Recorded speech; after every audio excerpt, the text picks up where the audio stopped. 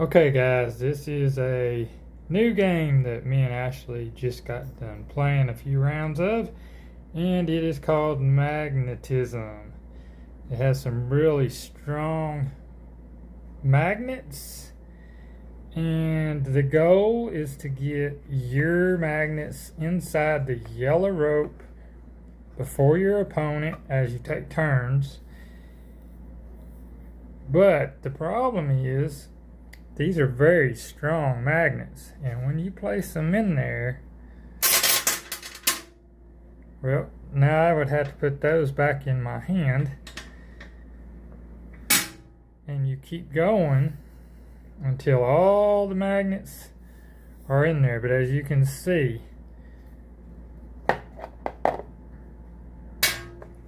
they are very strong.